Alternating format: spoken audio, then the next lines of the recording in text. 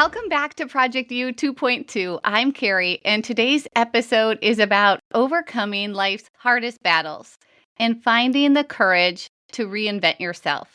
I am truly honored to have a very special guest today, and I guarantee that today's conversation is one I know will stay with you long after you listen. My guest is Jennifer Boozer Stewart, a radio host from Alabama, an author, and an entrepreneur. Jennifer has faced unimaginable challenges from addiction recovery to personal loss, including the loss of her son and major career transitions. What stands out most isn't just what she's been through, but how she's chosen to live with courage, authenticity, and resilience. Jennifer, thank you for being here and for being willing to share your story with us today.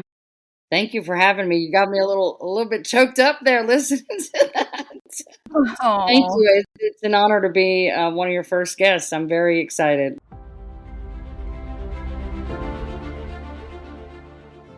You have faced, like I said, so many struggles that most people could barely imagine. And your story includes some incredibly hard chapters: losing your son, battle with addiction, and then choosing recovery.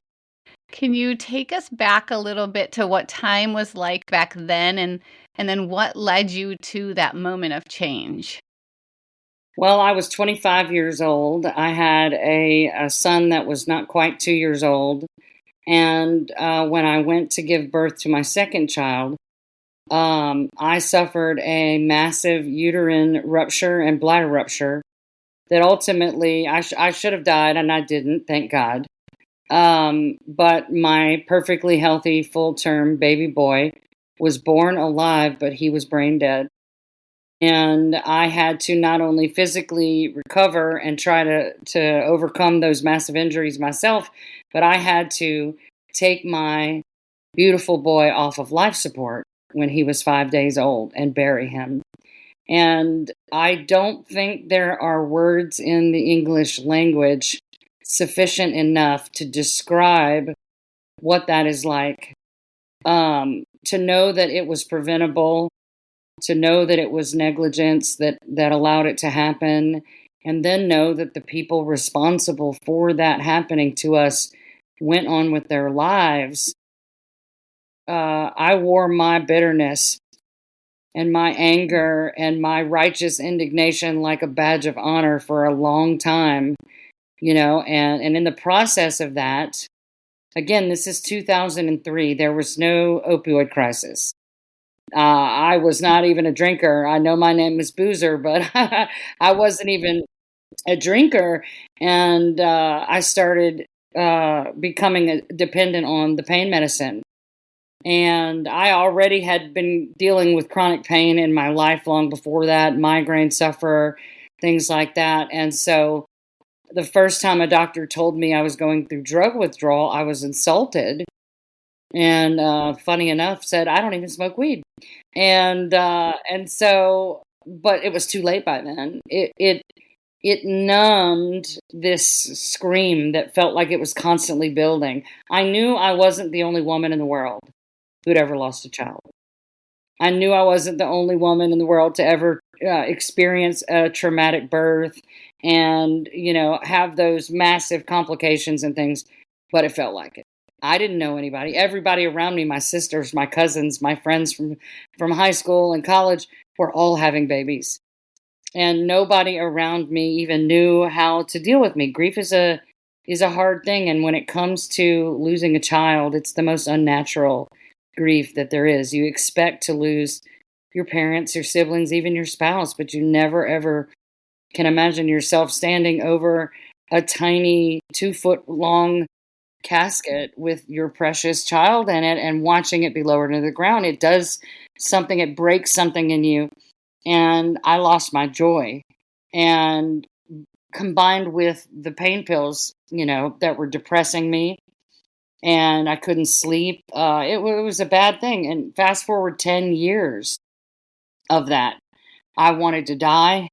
I fantasized about getting hit by a bus sometimes or getting a cancer diagnosis so at least no one would be mad at me and I could go away. I didn't want to think about the future because I didn't want one. I couldn't imagine it. I just couldn't imagine ever not feeling that way again. And and God delivered me from that. I got to the point where, my husband gave me an ultimatum and said, you need to get help or you need to move in with your mama, and I wasn't doing that. Coupled with the fact that she's 6 hours away, no, ma'am. I did that for 18 years, and so, I went through the steps to get clean. God came in and delivered me from that. I don't know if you're a believer or not, but I very much am. I've seen too much. I've experienced too much. And God has brought me out of too much for me not to give him all the credit for that. And, suddenly I could start to see a future. And in the process of getting clean and learning how to live again and having a desire for human connection and making plans for the future, I started looking around at where God might use me. And I couldn't find anything. I don't want to work with the youth group. I don't want to be a greeter at the church. Feeding the homeless, it sounds great, but there was just something I was looking for. And in that process, I discovered my calling, which was cannabis education. CBD was introduced to me. I rejected it at first, because of all the reasons people reject it, especially being in recovery. I was 3 years clean, still had chronic pain and all those things, but I had this zest for life back. And I wanted to be of service so badly. I was a stay-at-home mom for 17 years. And so, I needed something to do with myself besides, sitting around numbing out. And that's what I got. And boy, did I get it. Mm. And it kind of started me on this other path, but it was like night and day. My mom I used to call my mom and cry, and she would say, Jennifer, one day you're going to have such an amazing testimony. And I would cry and say, I don't want to have a good testimony. I just want to be normal. And I couldn't imagine being on the other side of that, wanting a life at all, but especially not in that place where you can look back on something and go, okay, I may not be happy with what happened. I would never choose to go back and do it again, but I see what you did there. I see what you did there. I see where I can take this terrible, horrible, depressing thing that just sucked everything out of me and turn around and to the next woman behind me and say, I know how you feel. I've been where you are. It does get better, and God sees you and he cares about you, and there is life after this gut-wrenching thing, and of course there are days. Even now, my son should be 22 years old, and there are plenty of days where I catch my breath and go, okay, that really happened. His birthday is the hardest day of the year for me, and my body feels it coming for days. I get a heaviness in my chest and I get a sensitivity in my spirit. But I know if I just ride it out the next day, I'll be fine. And I could not conceive of that 11 years ago. And it's funny that we're doing this interview now and talking about this because my clean anniversary, 11 years, is in 2 days. So we're getting ready to celebrate year 11. And that means that I have been clean now longer than I used. I've been set free longer than I was in bondage. And that's a massive, massive thing for me. Death, addiction, thoughts and desires turned into something like a ministry for me to reach out to other people who are hurting, in so many ways, not just with their physical pain or, I had insomnia for 14 years. I didn't sleep through the night for 14 years. That's crazy to me. And now I get to help people get back to those things and take their health back and take their mental health back, because without that, you have nothing. Nothing else matters if you can't live inside your own head and face your own heart. So, Yeah, I mean, was a terrible time, and I wouldn't wish it on anybody, not even the people that did it, that put me there, you know? I I wouldn't actually wish it on anyone. That's a dark, very challenging, heavy season to go through, and I wanna talk about that last statement that you just said because that resonated with me earlier when you talked about how other people could have prevented that from happening, and when you carry the heaviness of blame, and you said that you carried it like a badge of honor. How do you work past that? Because that's truly when you can work past that and let that go, that lets yourself Yes. open up. Bitterness and the inability to forgive is a prison for you. And I don't know what the magic formula is. I still have to ask, how do I forgive? How do I let this go? And I am not at all there 100%.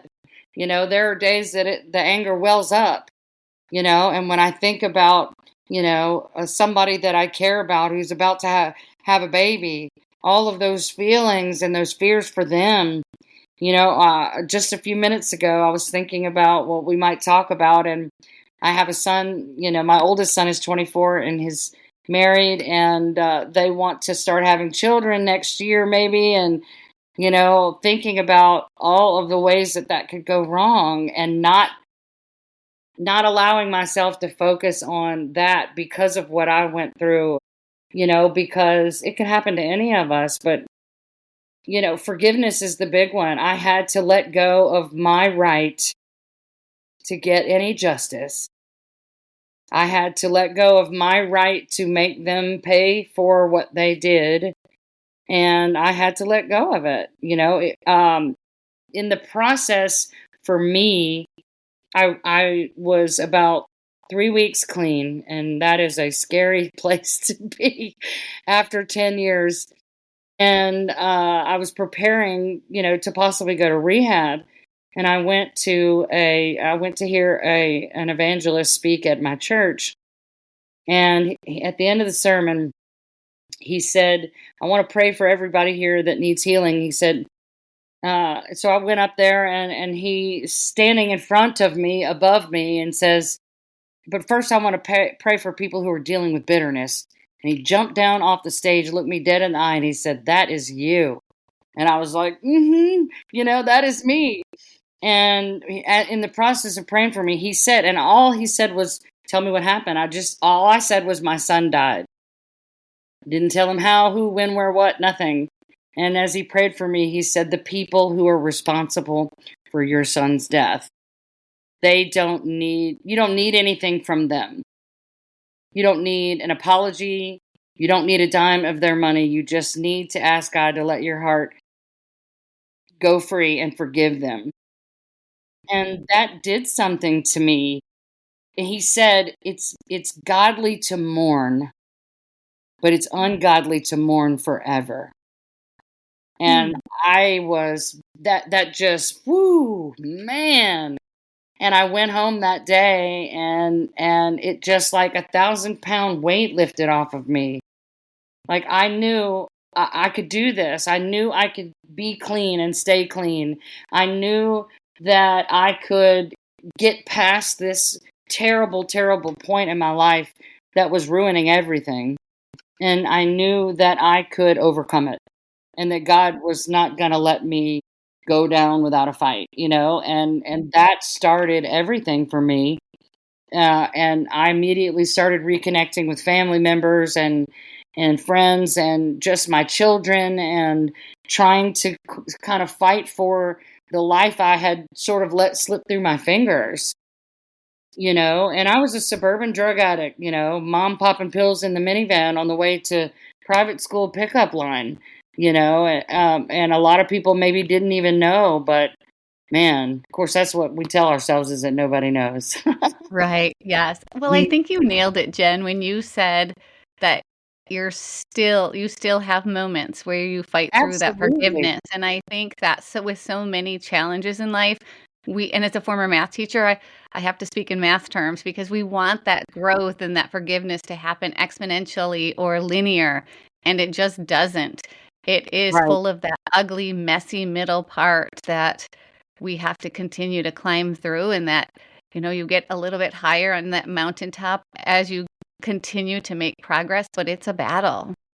It is, and I ended up, when I come across people in life, through my business, through my radio show, who have gone through a similar loss of a child. Like I said, there's a connection there, and I've been able to stop what I'm doing, come around the counter at my store, embrace someone I've never met before, and cry with them because we don't have to explain ourselves to each other. And I think that human connection part, especially in this day and age, we're so disconnected as humans. Technology was supposed to connect us, and it's now kind of isolated all of us. So when you have an opportunity to connect with another human being who, just by looking them in the eye and saying, "Me too," and they understand, and you can unburden yourself without saying a word. And people need that, it's a desperation that you feel, and you don't even realize until you have a chance to unburden for a while how heavy it has been. It feels strange. It's like, changing out of heavy boots to being barefoot. You're like, wow, I was being weighed down by this thing, and I'm so used to the weight of it that it felt normal to me. And in those moments when you get to say, I have been where you are, and I am so sorry, and you don't have to find the words because I already know. What And a and blessing you are to so many people, even strangers, and the blessing is that you see them without them having to say anything. You see right through the pain in their eyes and can connect with them. What would you say for any listeners who are going through some addiction themselves, grief, and even grief over losing a child, or just overwhelming challenges? What role did faith or your mindset or community play in helping you heal? well, first I would say that whether or not you are a believer, God loves you and he cares about your future and your pain. And I would first suggest pray. And when I was angry with God, that was another component.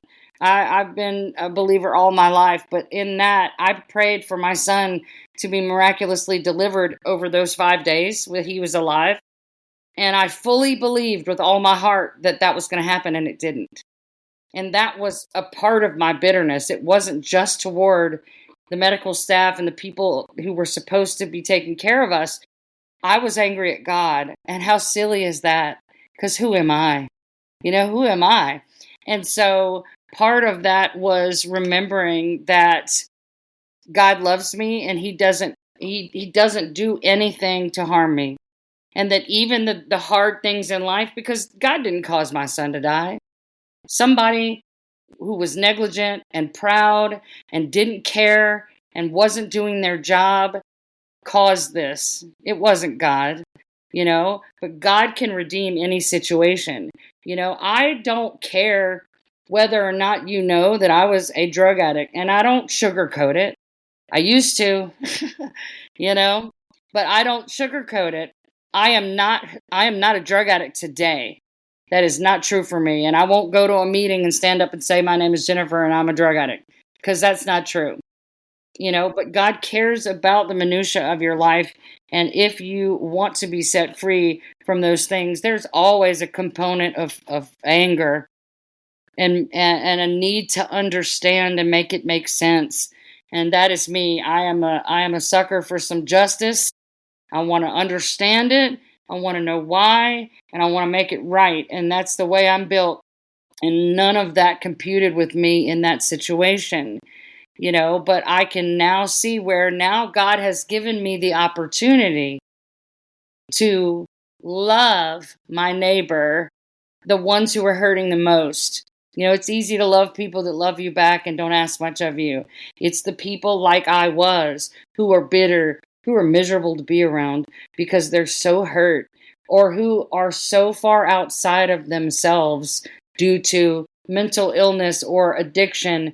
and all of those factors, or grief, to give them grace, because I can see, even though you're a mess, I was a mess too. I was a mess. I mean, a mess. And I was in denial, and prayer and compassion. Find people around you who have been where you are. Ask them how do they cope. Ask them to be accountability partners, to check on you and you check on them. Relationships are give and take.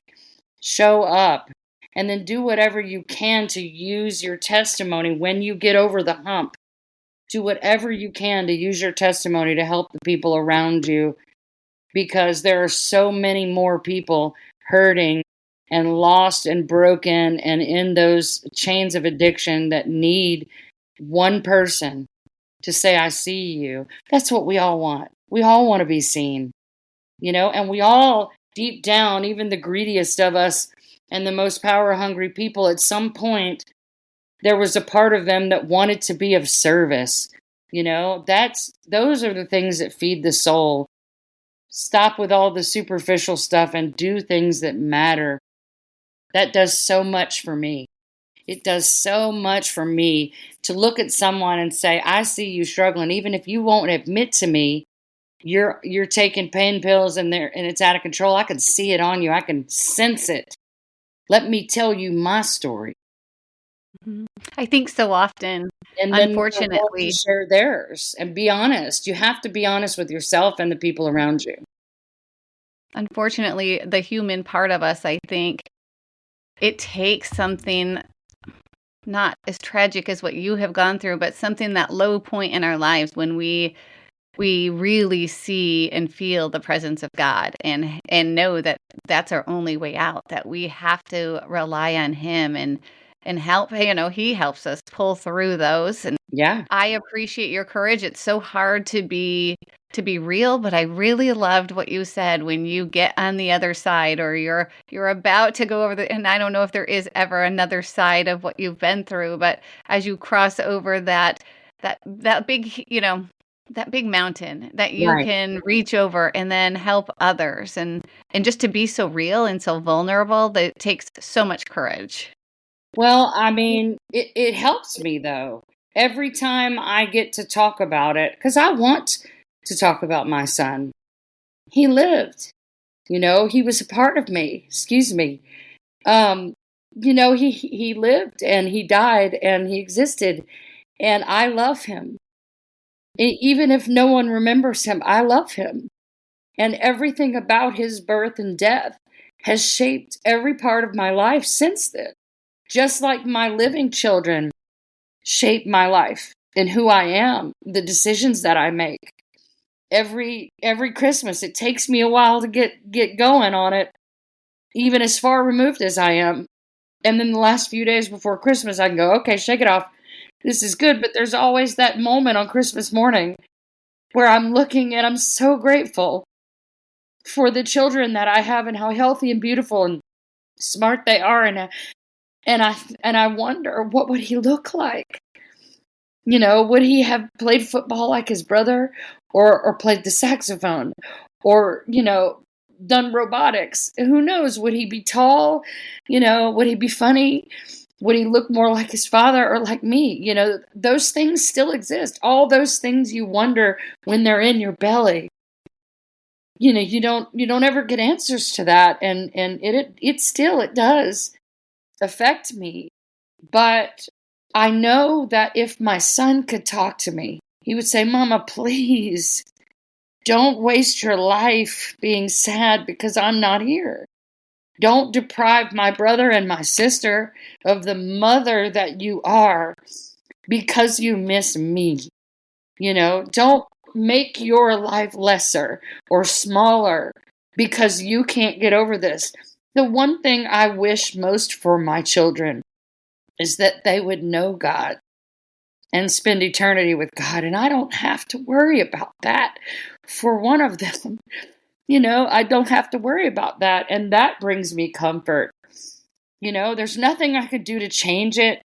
You have to learn to live with it. You don't have to be happy about it, but you can be happy. Could we honor him by sharing his name and his birthday? Yes, his name was Elijah Maximus Boozer. He was born June 13th, 2003, and he died June 17th, 2003. Elijah. Was the middle name Maximus? Was that after anyone in your family? Well, my first son is Isaiah Alexander. And so I love the name Elijah. My ex-husband's name is Joshua. His dad was James. My dad was David. We love the biblical boy names. Love that. Well, I loved Elijah, and this is really silly, but we were watching the movie Gladiator with Russell Crowe, and I love Maximus Aurelius. I just love Maximus. I love the name Max, and I'm like, well, it has to be a regular name. We had a Maxwell in the family. So I said, what about Maximus? And then I thought, well, Isaiah's middle name is Alexander. So they have Hebrew first names and gladiator middle names. I love that. Yeah. Thank you. Yeah. June 13th. That's a very special day. Yes. So talk about you talked about some days when you just wish you didn't exist. So when life felt that tough, that impossible, what kept you showing up for yourself? I was showing up purely for my children, honestly, on those days. I wanted to die. I fantasized about it, but I did not have the heart to abandon my children and have them grow up thinking that I didn't care enough about them to just exist. And I'm so glad. I'm so glad that I didn't, because what a life I've had since then. And not having been able to witness these two people be, grown into adults. My youngest is 18 and about to graduate from high school, and, be a part of their lives and know them as adults. I can't imagine the damage that would have done to them. And I'm so glad that I was too chicken to do it sometimes. And I'm so glad that, there were a lot of days I might have accidentally died. Opiates will kill you quick. And I probably should have on occasion. And, thankfully, but God. And, it's funny. It's almost like talking about someone I knew in high school. It's like, was that really me? That was me. I was as low as I can imagine being. And now, I love my life. Even with the current disastrous things with my business and my career and the fighting I'm having to do against the whole government, all of them, Alabama, the federal government, everybody fighting for the people around me who deserve better, who deserve access to cannabis medicine, because I've seen it change people's lives just like it changed mine. And I'm just not, I don't know what happened to my fight then, but it was there, obviously keeping me alive. And when I stopped needing it to keep me alive, baby, I came out swinging. I think it is so important, like you said, to find that purpose, to keep pushing forward. And Jen is talking about some legal changes right now with cannabis in her state of Alabama and dealing with her personal business. Going back to, you've been sober for 11 years and 2 days, you said, right? Is your 11-year anniversary. Halloween of all days.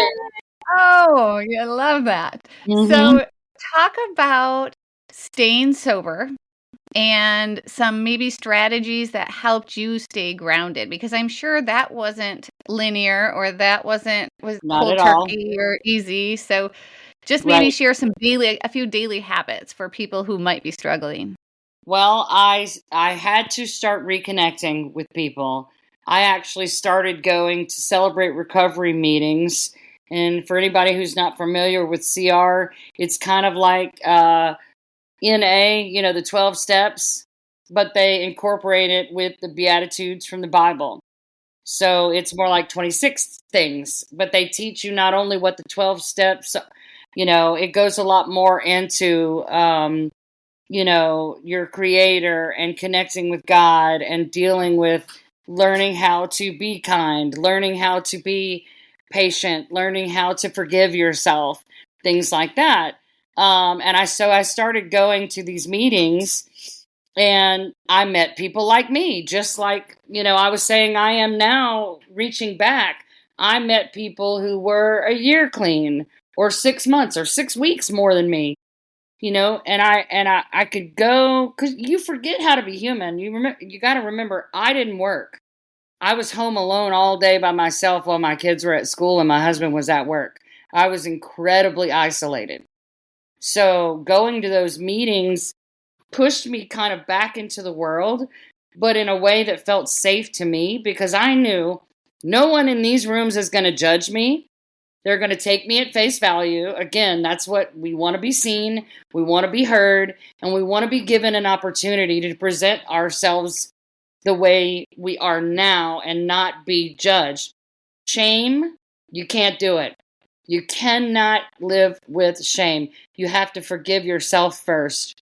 I will never forget, I told my ex-husband, I said, I have so many regrets about the last 10 years, but I refuse. I cannot live in shame. It will drive me right back to where I was. It will keep me down in that dark pit and that dark hole. I have to be able to forgive myself, and I fully intend to make amends and do all the things, and you will never see me like that again. But I cannot have it dragged behind me like a ball and chain, and that is a huge thing. Those people in the meetings, I didn't have to feel shame, and I would sit there and listen to stories way wilder, longer, and way darker than mine, and think, oh my gosh, I'm over here just crying in my Cheerios, and these people are 10 times worse off. I never went to jail. I never even set foot in a rehab. I never was homeless. I lived in a middle-class suburban neighborhood and drove a Honda minivan with a sunroof and I had a totally normal life, but I was on pills and just completely emotionally disconnected. So being plugged in with people that you can relate to and connect to, having a sponsor or a mentor makes so much sense, because you will get bogged down in the mental battle, and the devil will come in there and say, you should be ashamed. Look at all the things you've done. How could your family ever forgive you? How could you ever try to get on public radio and make something of yourself and stand up and tell people how to get off drugs? You were on drugs, and you have to learn how to,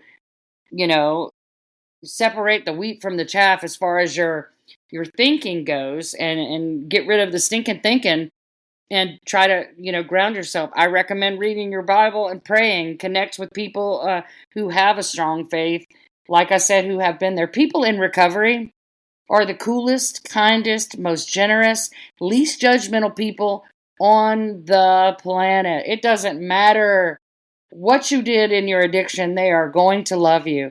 And, recovering addicts are some of the best friends you'll ever have. And they have the most joy because they've been to that pit and come out of it, where so many people haven't.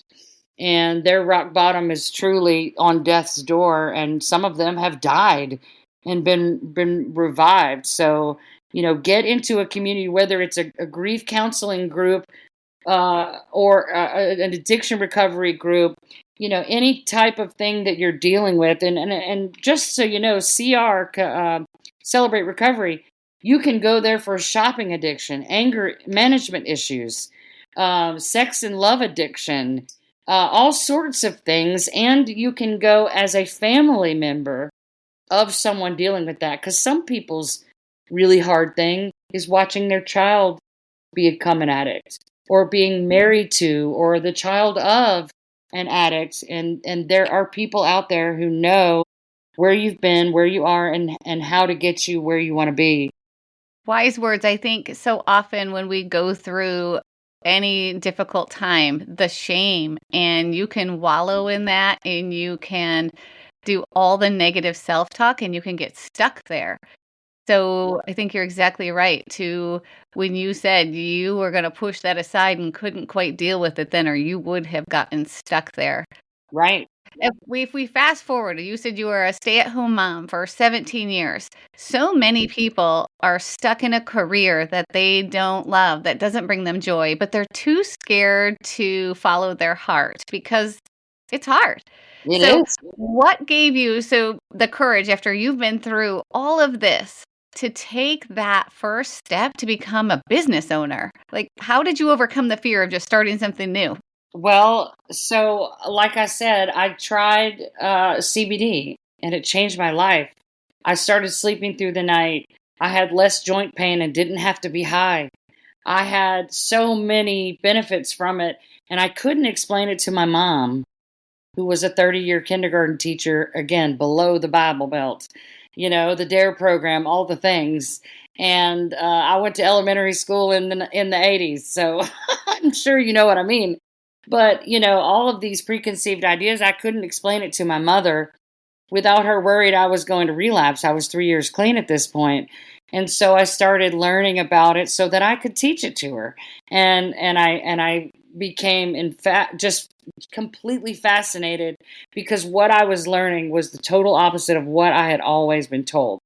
And it just put a fire in my belly. And God gave me the name Cannabama, and that's the name of my business is Cannabama, and put this fire in my belly and gave me a vision. And I intrinsically knew that if I could teach enough people what I was taught my mom, who now won't leave the house without her CBD pain roller and her tincture twice a day, by the way, at 66. And she's not on pain medicine and blood pressure medicine and sleep medicine and all the things that most people her age are on. Beyond that, I just knew if I could teach other people that same way, that I could help them change their own lives the way it had changed mine. And that's how Cannabama was born. I went from being a stay-at-home mom to opening the first legal hemp dispensary in the state of Alabama, and started teaching classes, free classes, where people could come and ask me questions, try a sample, learn some information and make it less scary.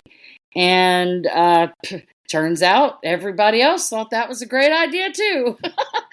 And within less than a year, I had 2 locations, and the local talk radio station came to me and offered me a 1-hour talk radio show every week about CBD, hemp, cannabis, all the things. And that was over 6 years ago. I've been on a live FM radio, no other program like it in the country, for over 6 years. And the first episode, I said, my name is Jennifer. I own Cannabama in downtown Mobile, Alabama. And I was 4 years, 6 months clean from pain pills. That's the worst thing you can know about me. I am not ashamed. And now that you know you can trust me, let's talk about it, because I knew they could trust me and the information I had, but I was going to, be punching against all of their preconceived ideas and 80 something, almost 90 years of very good propaganda. And so I wanted them to fast track that knowledge of, well, if she'll tell me she's a drug addict, up front, then what could she possibly want to hide? And that made people sit up and listen. What did you learn about trusting yourself through that adventure? Wow, well, that's a whole topic in all of these transitions. I did learn to trust myself because I had no experience. I had a half of a music education degree from the 90s that wasn't worth, anything, and, no job experience or anything. But when it immediately started changing lives around me in a domino effect, I knew this is my kingdom work. I get it now, God. I get it. I had $5,000. I had a partner that, oh my goodness, thank God it only took me a year to get out of that. That's harder to get out of than a marriage. I've done both. But turns out he wasn't quite the fan of Cannabama that I was. But it gave me the means to make that choice and do something different. but that's another big life transition.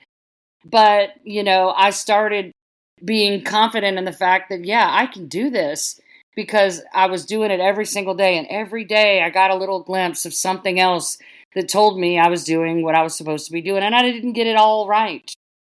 I did not get it all right. And I faced every obstacle. I can't advertise on social media. I've lost more social media pages than you can shake a stick at. You have opposition on every side, including the pharmaceutical industry and now the alcohol industry and all sorts of things. But it was worth it because every single day I got to see lives changed. And so, it's funny because in the loss of my business and the fighting of legislation that ultimately we lost this past year, I got to the point where the losses kept coming so hard and so fast and so often that I started doubting myself again. And it felt like no matter what decision I make, it's going to blow up in my face because that's what was happening. And you get a little nutty, and I did. I lost my business, but I know that I'm still doing the right thing. I haven't had an income in 4 months. And I got married 3 days before the store closed. So it's been an interesting honeymoon period. It is interesting. I think some people forget and they look at people like you who, you use humor to get through some of your grief. And I love that. But they forget that it's still, no matter how much you've gone through, life can still throw blows at you. You still have that imposter syndrome where you're like, am I capable to deal with it? So bad, especially when it comes to like my show and things like that. It was one thing to teach people in small groups within the confines of my store where they already knew and trusted me, but to get out on the radio and talk to people I would never see, tens of thousands of them, and hope that it resonates and people don't laugh at me. And there's a lot of people within my industry, in my state, whose businesses and livelihoods directly benefit from me teaching the people of Alabama what it is and what it does and all that good stuff, that refuse to support. There are people that will take advantage of every opportunity to come on the show and promote themselves. And I've never been paid for what I do. Not one penny. So I do it because it's the right thing to do. And I think that's where I trust myself. And it's not just that I trust myself, it's that I trust God. And until he tells me it's time to pack it up and go home, I'm going to keep swinging, And there's days where I want to lay on the floor in the fetal position and say, I give up. But then 10 minutes later, I'm like, okay, what's next? Because no, you're not going to take me down that easy. I have lived through worse than this. I've survived 100% of the days been thrown at me. We all get in our own heads and we get stuck or we get afraid. So for someone who is going through maybe a divorce or the end of a relationship or the loss of a child or the loss of a job, they're just stuck and it's hard to think about starting over. One piece of advice. Get over yourself. Honestly, get out of your head. Get over yourself. Go do something for someone else who doesn't have your problems, whose problems are much bigger than yours, whose life is much harder than yours. Find joy in those things and figure out who you are now. I am not the woman I was at 25. That woman is dead and gone and in the hole with her son. I am not who I was the day that I came out of addiction and started life anew. I'm not the woman that I am certainly not the woman I was the day I filed for divorce. That's a whole other podcast. I love that. Just looking through a different lens. Yeah. Is sometimes so, that's great advice because you can always find someone who's had it worse and they have survived. Right. And to me, the purest form of self-love that you can give is to shut off your head Stop worrying about what's happening to me right now in this moment and freaking out about it, and look outside of yourself. Do something for someone else, because the gratitude, and even if they never know it was you and never say thank you, you know you did something good. You know your life still has value. It inspires you, and you start to, well, how can I get that feeling again? Well, I'll go out and, you know, there's two laws in the Bible that really matter: love God with all your heart, soul, mind, and spirit, and love your neighbor as yourself. And everybody's our neighbor. And so you've got to quit focusing on, if I let myself focus on my ex-husband and that 20 years, honey, I'd be in a straitjacket. I would not be you. You could find me rocking back and forth in a padded room. No, ma'am. No, ma'am. You know. I really wish I was half as witty as you are, and how you just come up with these great visuals. They're Well, fabulous. I'm a visionary, so I think in vision. That's how I think. And it's funny because my mom's a teacher, my sister's a teacher, my aunts, all my family are teachers, and my mom couldn't understand why I didn't want to be a teacher. And turns out I am a teacher. I just don't teach little kids in a classroom. I teach people how to change their lives. I teach people about plant medicine. I teach people about why these things happen to them, and how to do something about it outside of this lie we've been sold. This one size fits all canned medicine that the cost is keeping us from being able to feed our families practically. And that to me is so valuable. It changed everything for me. And to be able to change someone else's life for the better, bro, come on. Come on. I would never, like I said, I would never say, okay, God, let me go through that again. Or I'm glad that happened. I will never say that. But since it happened, and I don't have a choice in the matter, and since I still have breath in my lungs and some years left in my life, why not do something with it? Why not make it matter in a way that helps other people? Because at the end of the day, every time I sacrifice that, I got emotional. I'm telling this story. It's hard for me to think about these things at certain times, but at least one person will hear this, and it will resonate with them, and I'm okay with that. I'm happy for that. And So I think let's that service, to me, service is where it's at. So thinking about listeners and this episode resonating with someone, and maybe it's one of your own kids someday or a grandkid that hears this. The one thing in life, you've shared so much already, but one last thing that your story you could use to remind people of. Never, ever, ever, ever, ever give up. I don't know how to say it any more eloquently than that. Life is beautiful even in its darkest points, because everything has a purpose. And I hate when people say everything happens for a reason and all these cliche things, but there's some truth to that. There's some truth to that. And I guess one of my favorite scriptures talks about how God will use everything for the good of those who love him, even the things we think will break us. If we can just find a way to endure, find a way to serve others, to love ourselves and give ourselves grace, forgive ourselves, and forgive whatever it is, including God. If you think, like I did, like a crazy person, that you have a right to be angry with God, I get it. I've been there. Let it go. Let it go, because it's going to drag you down under with it.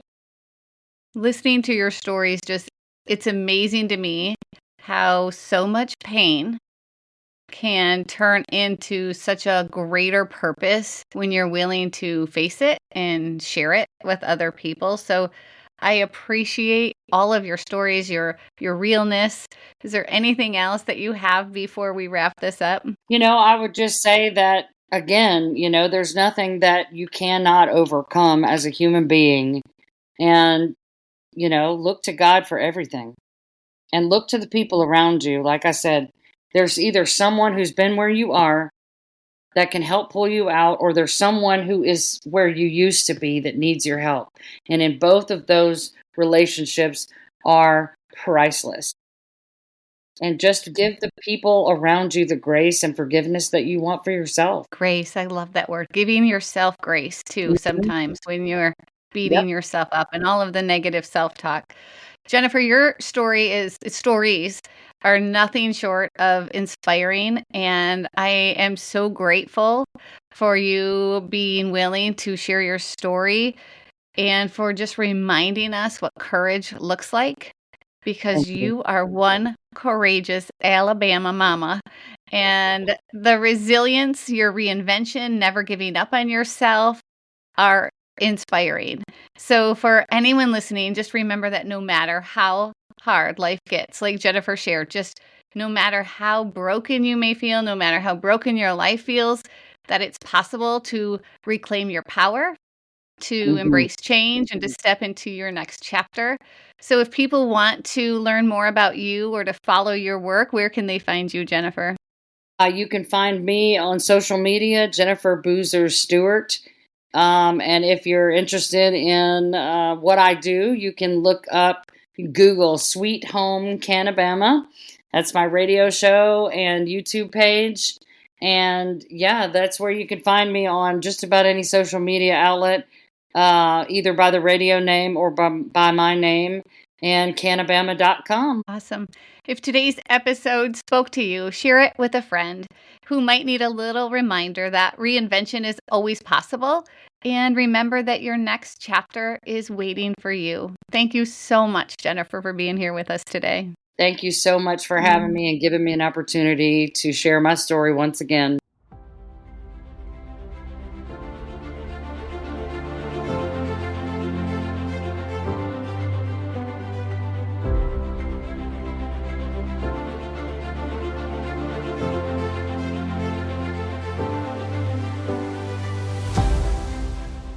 Yay! Good job. That was awesome. Yeah, that So wasn't that awesome. hard.